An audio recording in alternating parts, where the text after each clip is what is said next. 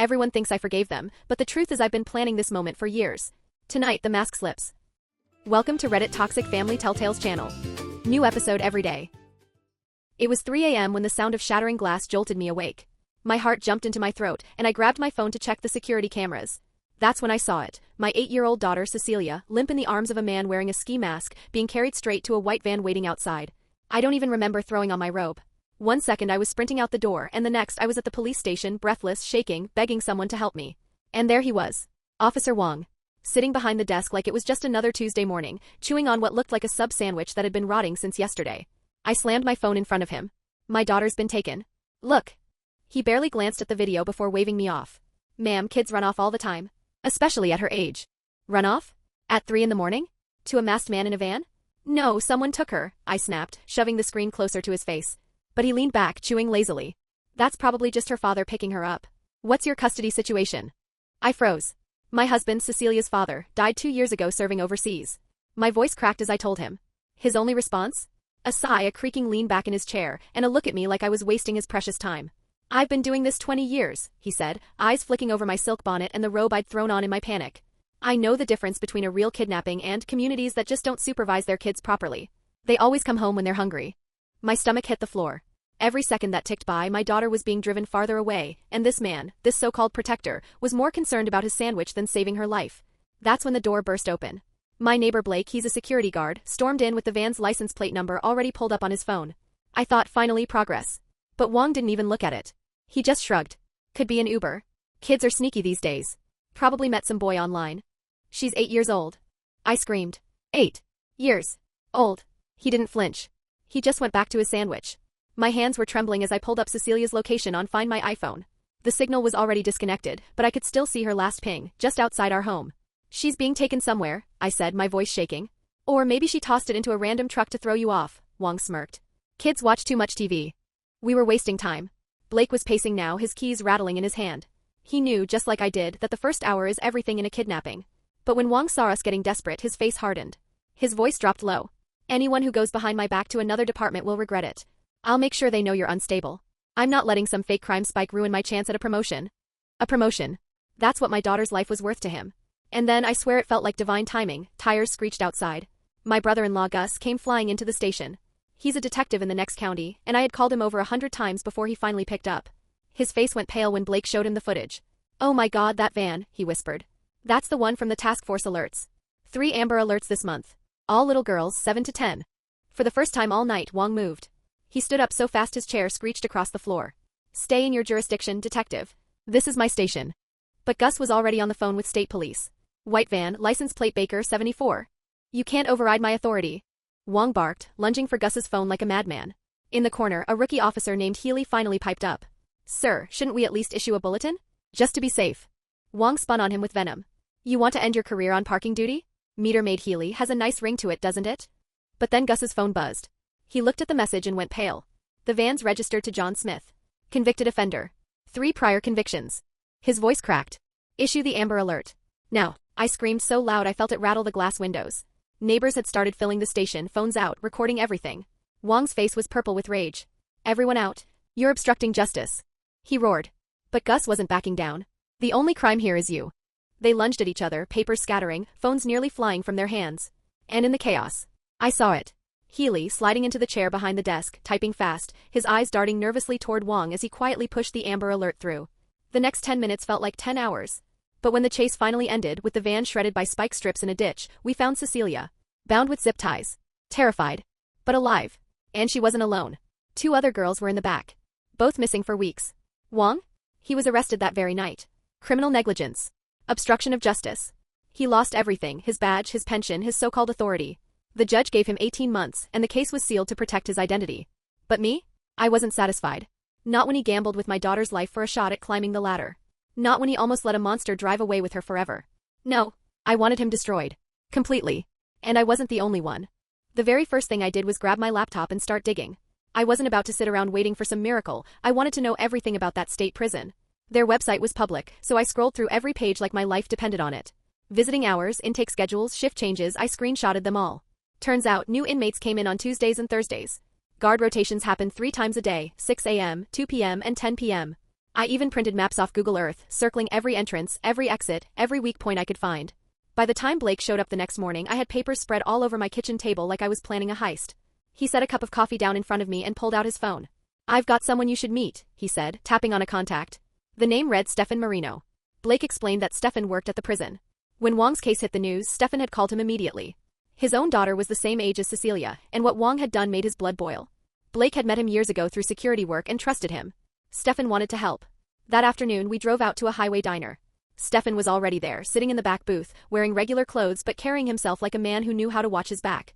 He leaned in and spoke low. "Wong's in cell block D," he told us. "Breakfast at 6:30, yard at 10, lunch at noon, another yard break at 3, dinner at 5:30. Same routine every day.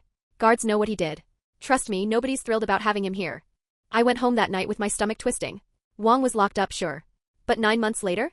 He'd be back out. And that thought haunted me every time I looked at Cecilia's face. 2 days later, while I was flipping pancakes for her breakfast, my phone rang. A woman's voice trembled on the line. "Hi, my name's Rana. Rana Caldwell. My daughter, she was in the van too. With Cecilia." Her words nearly knocked the air out of me. She asked if we could meet. She needed to talk to someone who truly understood. We sat down at a Starbucks downtown, and the moment I saw her, I knew this woman hadn't slept in weeks. Her eyes were sunken, her hands trembling around her coffee cup. She said her daughter was plagued by panic attacks, clinging to her just to walk across the room. And she couldn't stomach the thought of Wong walking free in less than 2 years. "Have you thought about what happens when he gets out?" she whispered. I told her the truth. "It's all I think about." By the end of that week, 12 parents were crammed into my basement, sitting on folding chairs like we were at some kind of underground town hall. Blake brought a few families from Cecilia's school. Rana pulled in 2 more moms from her daughter's therapy group. And the stories poured out. A father showed us a complaint he'd filed against Wong years ago, tossed straight in the trash. A mother played dashcam footage where Wong let his buddy off for blowing through a red light. Everyone had something. Everyone had been burned by him. We weren't just angry, we were ready. At our second meeting, a man walked in wearing jeans and a baseball cap pulled low. When he introduced himself, jaws dropped. "Name's Manuel Velasquez," he said. "I prosecuted Wong." Manuel was livid about the sentencing. He told us flat out, with good behavior, Wong would be out in 9 months. 9 months. And thanks to that sealed record, he could move anywhere, start fresh, while our kids were left drowning in therapy sessions. Legally, Manuel couldn't join our fight. But he could show us the system. How to file requests, dig through records, track Wong's every move once he got out. Somebody piped up, "We should have a name." After tossing ideas around, we agreed, The Watch, because we would be watching Wong forever. I set up an encrypted group chat that same night. Within minutes, everyone had joined. Skills, resources, connections, people started throwing it all into the ring. One dad worked in IT and promised to track online activity. Another owned a print shop. He offered flyers, posters, whatever we needed. A retired cop said he still had friends in law enforcement who'd quietly feed us info. Every parent looked me dead in the eye. We weren't just angry anymore. We were organized. And Wong had no idea what was coming. That night, our group chat lit up with a message from Stefan. His words made my skin crawl. Word had spread inside the prison. The inmates found out Wong wasn't just a cop, he was a cop who let kids suffer. That kind of reputation spreads fast and not in a good way. Even behind bars, there's a line you don't cross. Hurting kids puts you at the very bottom. Stefan said Wong had been moved to protective custody. He ate every meal alone now. No cafeteria, no chatter. Just him and his tray in a tiny cell. His yard time was no longer the open yard but a sad fenced-off box where he paced by himself. Even among criminals, he was poison. The next morning, I decided to test my own cover. I called the prison, pretending to be a journalist writing about rehabilitation programs. My voice shook at first, but the lie rolled off my tongue easier than I expected. They transferred me to the warden's assistant, who, surprisingly, scheduled me a tour. When the day came, I wore glasses and carried a notebook, playing the part of the eager writer. The warden walked me through the place for nearly 2 hours, rattling on about programs and success stories. I smiled, nodded, and scribbled notes, but what I was really doing was memorizing. Every camera, every guard station, every blind spot in those endless gray hallways. I noted where staff took breaks, where the doors locked, which corners stayed in shadow. That night, my cover cracked, but not with the prison. I heard Cecilia crying in her room. She'd overheard me talking to Rana on the phone. My sweet little girl looked up at me with wet eyes and asked, "Mommy, can the bad policeman hurt me again?" My heart broke. I held her close, stroking her hair, whispering that he couldn't hurt her. That she was safe. But inside, I knew I had to be more careful. More calculated. Our meetings moved to Rana's basement, bigger, quieter, safer. 3 weeks after Wong's sentencing, my phone rang with an unknown number. A woman's voice introduced herself as Valerie Rice, a local news reporter. She'd been following Wong's case, she said, and wanted to do a story about how the community was coping. Her husband Derek ran our neighborhood watch program, and both of them wanted to help. We met at a park while our kids played on the swings. Valerie told me she couldn't say Wong's name outright, but she could keep his story alive, keep the community talking. Meanwhile, Derek had already organized 20 neighbors to keep tabs on Wong's sister's house. They both joined the watch that very day. Then came a call from Stefan that nearly made my blood boil. He'd been making his rounds when he spotted Wong at the mail desk writing letters. Letters to his old cop buddies. Stefan got close enough to snap a picture of one. In it, Wong was laughing about getting out soon. He called the kids brats. Called us mothers hysterical. Claimed we had ruined his career over nothing. I printed that letter out and passed it around at our next meeting. Parents clenched their fists so hard I thought nails might break skin. The room buzzed with anger, with raw disgust. The next morning, I had to take Cecilia to her therapy appointment downtown. When the session ended, her therapist pulled me aside gently. She said Cecilia had asked if the bad policeman could hurt other kids now. My throat tightened. I forced myself to smile and told her no. No, he couldn't.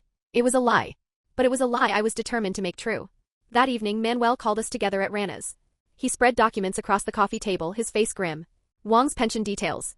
My stomach flipped as he explained. Not only was Wong's name sealed, but he was set to collect nearly $3,000 a month in pension after release.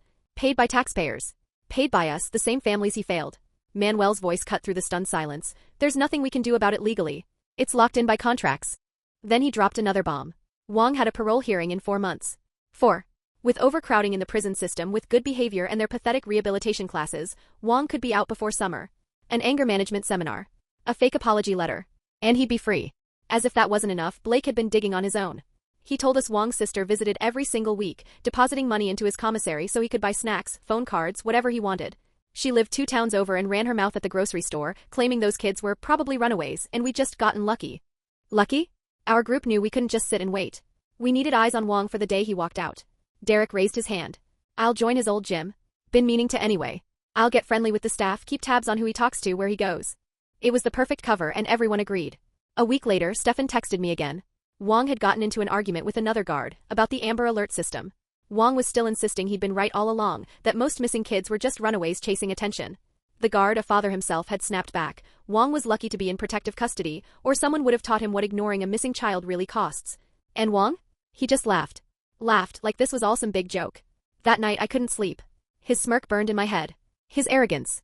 His refusal to admit even an ounce of guilt. The next day, while running errands, I drove past Wong's old house. The yard was wild with weeds. A for sale sign stood crooked in the dirt. The realtor's flyer said it had been sitting on the market for 2 months. Neighbors told me his ex-wife had packed up their kids and disappeared after the trial. Changed her name back to her maiden one. Enrolled the kids in school under it. She wanted nothing to do with him ever again. Even his own family had erased him. And yet, the system was still determined to give him a second chance. That was the moment I knew. If the system wouldn't stop him, we would, 3 months into Wong's sentence, Stefan dropped a bomb in our group chat. Wong had applied for work release. On paper, he claimed it was because he wanted to give back to society and prove he was reformed. But Stefan knew the truth. He'd overheard guards talking. The real reason? Wong was terrified. Inmates had figured out exactly who he was and what he'd done. Every night, threatening notes slid under his cell door. One said their friends on the outside knew where his sister lived. Another had a crude sketch of a police badge with a knife driven through it. Even in prison, he couldn't escape the shadow of what he'd done. He was desperate for any excuse to leave that cell during the day. Meanwhile, life at home was just as heavy. Rana's daughter had started art therapy. One afternoon, Rana showed me a drawing that nearly stopped my heart. It was a picture of a police officer behind bars, a giant lock sealing the cell door. When her therapist asked about it, she explained it made her feel safe, knowing the mean man couldn't leave to hurt other kids. Rana's eyes filled with tears as she handed me the paper. The next morning, Manuel called with news that made my coffee taste like ash. The parole board had scheduled Wong's hearing for the following month. With overcrowding in the prisons and his clean record on the inside, Manuel estimated there was a 70% chance Wong would walk free early. I threw my phone across the room so hard the case cracked. That night at Rana's, our group decided to stop just talking, we'd act. We passed around a hat, and within 20 minutes we had enough to hire a private investigator for 6 solid months of surveillance after Wong's release. The PI was an older guy, grizzled, who'd walked away from the force in disgust after Wong's case broke.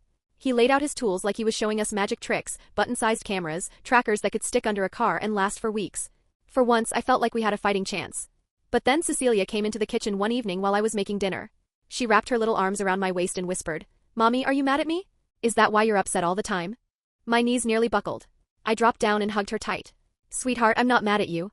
Never at you. I'm just mad at some very bad things that happen to very bad people." She pressed her cheek against mine and whispered that she hoped I'd feel better soon. I turned away before she saw me cry. Stefan kept feeding us updates. Wong had wrangled himself a cushy job in the prison library, spending all day with law books and notebooks. Stefan said the guards suspected Wong was planning to sue the department, claiming they hadn't protected his identity well enough. Our group, the watch wasn't just holding together. It was growing. 25 strong now. Teachers, soccer coaches, parents from schools all over the county. Everyone had a story about Wong brushing them off, dismissing their children's pain. One mom told us how Wong had laughed when her son came home with a black eye, saying, "That's just boys being boys." Another dad said Wong wouldn't even file a report when his daughter's bike was stolen from school grounds. Valerie worked her reporter magic too. The local paper ran a front-page article about the unnamed officer who had nearly cost 3 girls their lives. She couldn't print Wong's name, but she included parents' quotes and a chilling photo of the white van. My neighbor saw it and asked, "Is that the same officer from our station?" I just nodded. She shook her head in disgust. Then, 2 weeks before Wong's parole hearing, Stefan sent us another update. Wong's lawyer had filed a motion claiming his client was suffering cruel conditions in protective custody. The request? Move him to minimum security, or better yet, release him early on ankle monitoring so he could start rebuilding his life. I wanted to scream when I read it. We showed up in force at the hearing. 10 of us sat in the back row, a wall of silence, staring him down. Wong shuffled in, eyes glued to the floor, orange jumpsuit hanging loose. He wouldn't look at us, but he knew we were there. Every time he shifted in his seat, one of us shifted too. His lawyer droned on about cruel conditions, but when the judge finally spoke, he denied the transfer request. Relief rippled through the room, but then the judge added something that made my blood run cold. He suggested Wong might benefit from a work release program to help him transition back into society. The prosecutor objected, but the judge said he'd revisit the idea. I bit my tongue so hard I tasted blood. And if that wasn't enough, Blake's contact inside the prison fed us more bile. Wong was walking around claiming he'd been framed, telling murderers and drug dealers that our community had targeted him because of his race. He painted himself as the victim, said we'd made up everything because we didn't like having an Asian cop around. Even hardened criminals didn't buy it. One lifer told him to shut his mouth, adding, "At least I never put kids in danger." That week, we gathered at Manuel's house. He spread a huge calendar across his dining table, Stefan's paperwork on hand. Together, we marked every possible release date in red ink. 9 months with good behavior. 7 months before parole review. Every option laid out like a ticking clock. We took photos, built a shared document, and vowed none of us would be caught off guard. Days later, during Cecilia's therapy session, her counselor suggested we move away. "A fresh start," she said. "A place without all these reminders." But I shook my head. "We're not going anywhere. We didn't do anything wrong. He doesn't get to chase us out." She nodded, but I could see the doubt in her eyes. That night, Stefan's text made my skin crawl. Wong had filed a transfer request, this time to a prison 3 states away. He claimed he feared for his life here, said the local community had it out for him. 2 weeks later, the request was denied. The other facility was full. He was stuck exactly where he was. Manuel called us in again, this time at his downtown office. He laid out the parole rules one by one. If Wong screws up even once, he goes back. Late for a check-in, wrong address, wrong place, wrong crowd, back inside. We spent 2 hours combing through every line, every condition. Nobody was talking about breaking the law. But we all knew one thing: when Wong walked out, we'd be watching. Like hawks. The parole hearing date crept up faster than I ever expected. I got to the courthouse at 6 in the morning, determined to be the first in line. By the time the hearing started at 9:30, the small courtroom was jammed with parents, teachers, neighbors, every seat filled, the hallway spilling over with people who couldn't get in. Then Wong walked in. Not in an orange jumpsuit, but in a suit his sister must have brought him. He kept his eyes glued to the floor, never once looking our way. His sister was called first. Her voice trembled as she told the board her brother was a good man who made one mistake. But her eyes kept darting back at us, at the wall of parents glaring from the gallery. Her words tangled, stumbled, fell apart in her mouth. When it was my turn, I stood with a folder 3 inches thick. Receipts for Cecilia's therapy. Prescriptions for her anxiety medication. Notes from her teachers about how she struggled in school after that night. I laid it all out. I wanted them to understand Wong hadn't just messed up one night. He had given my little girl a lifetime sentence of trauma. The board members scribbled notes but wouldn't look me in the eye. Then Rana stood up. She didn't last a minute before breaking down. She tried to explain how her daughter still checked every lock 5 times before bed, how she refused to use the school bathroom unless someone stood outside the door. And while she sobbed through her story, I saw one board member glance at his watch. 3 hours. 3 hours of testimony. Parents, teachers, Cecilia's pediatrician, even experts talking about the physical effects of trauma on children. And then the board called a break. We waited in the hallway in silence, clutching hands, hugging, praying. When they called us back in, the head of the board announced their decision. Wong would be granted parole in 6 weeks. Standard conditions, ankle monitor, 500 feet from any school. My knees nearly buckled. Parents behind me started crying. That night at Valerie's, the watch was furious. But nobody was quitting. The system had failed us again, just like it had failed those girls in the van. So we planned. Stefan texted, Wong would be released at 6 in the morning, through the back gate of the prison, no cameras, no press. They wanted it quiet. Stefan promised he'd keep us updated if anything changed. That night I sat in Cecilia's room while she slept, watching her tiny chest rise and fall. Thinking about how the state bent over backward to protect him while my baby still woke up screaming. The first thing I did was pack her bag. Pink backpack with the sparkly straps, her favorite stuffed animals, pajamas, and clothes for a week. I drove her 3 hours to my mom's house, telling her it was a special visit with Grandma. She was thrilled, cookies, zoo trips, skipping school. She had no idea why. 5 days before Wong's release, Stefan sent me a photo of his ankle monitor. The cheapest model they had. Dead zones all over town. Wang stared at it for 20 minutes when they showed it to him. He knew exactly what it meant. People could lose track of him. Meanwhile, Derek had joined Wang's old gym. The front desk guy joked about lockers that hadn't been opened in years. Wang's? Number 47. Still auto-paid every month on his sister's credit card. At Valerie's, we spread a map of town across her dining table. Red dots on his sister's house, the gym, 3 grocery stores. Yellow dots for bars he used to haunt, green dots for his favorite lunch spots. We divided them up, everyone took a location. Blake got the highway grocery store. Rana could watch the downtown coffee shop from her office window. With 25 members now, we had coverage everywhere. Valerie read us the script she'd prepared for her broadcast. She couldn't use Wang's name, but everyone would know. A disgraced officer who endangered children, she'd say. And she'd remind viewers of the exact date of his arrest. Her producer had approved it for 3 runs on release day. Our private investigator drove past Wang's sister's house. New locks, new cameras, motion lights, a fence, even a big dog barking at anyone who passed. She was fortifying her house like a bunker. 2 days before release, Rana called. Someone had spray-painted Wang's driveway in massive red letters, "Child in danger, lives here." His sister had called the cops at dawn, but they didn't show up until mid-morning. She spent the rest of the day trying to scrub it off, but the words bled deep into the concrete. Stefan's last update came the night before. Wang hadn't slept in days.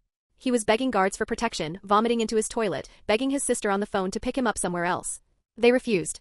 Manuel gathered us one last time. He reminded us of the civil suit against the city. Stay legal, he warned. Don't give his lawyer ammunition. Everyone agreed. But we all knew there were 100 ways to make his life miserable without breaking a single law. That night I paced my house, unable to close my eyes.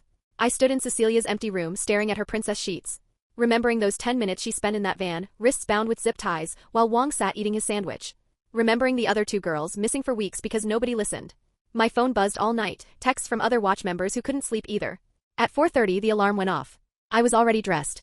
Blake picked me up and we drove in silence to the prison. By 5:50 the transport van pulled up.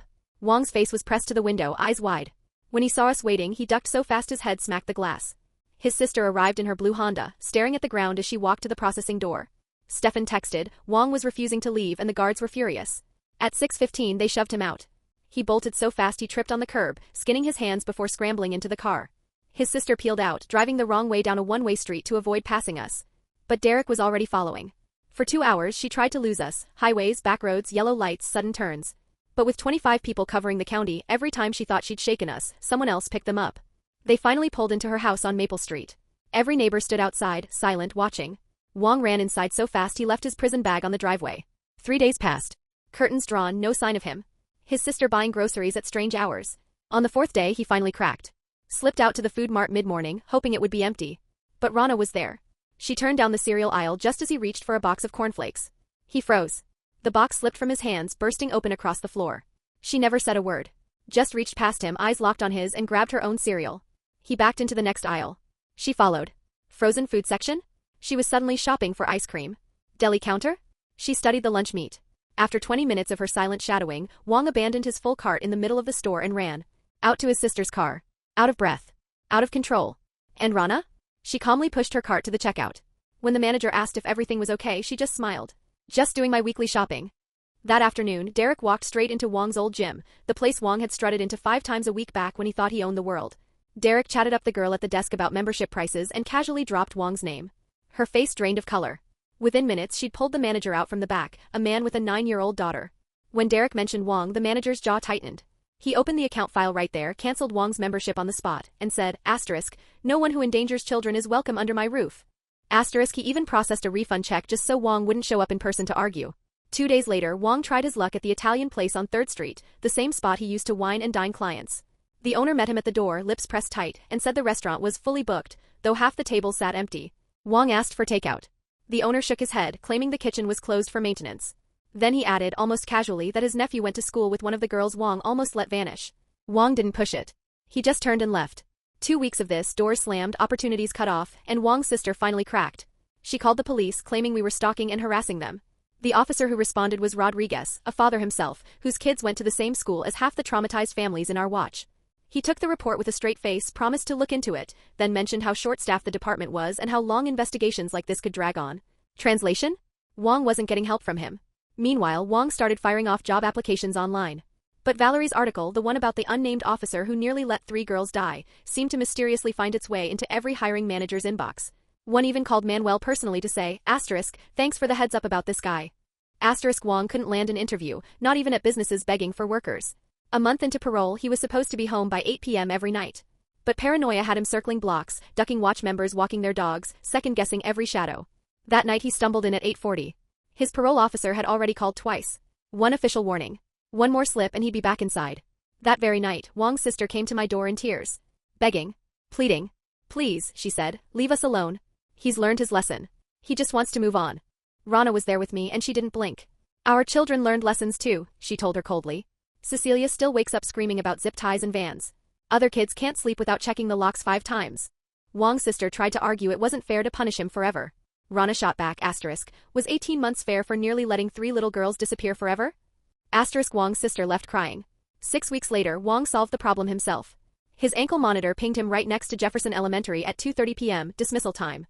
He claimed the GPS glitched, that he'd been at a gas station 3 blocks away. But the parole officer pulled footage from both locations. There was Wong walking right along the school fence as children streamed out. The violation hearing lasted 15 minutes. Wong was sent back to finish his full sentence. No early release this time. Stefan texted us from inside. Wong looked broken. The inmates already knew, the child endangerer who couldn't even stay away from schools, That night we gathered at my house. The air was heavy, but there was satisfaction too. We'd bought ourselves another year. Another year to make sure he could never outrun what he'd done. Manuel started working with our private investigator to build a detailed file. Court transcripts, victim impact statements, every ugly fact. Valerie kept publishing articles about police negligence, never naming Wong, but always with enough breadcrumbs for the public to connect the dots. At home I finally saw light again.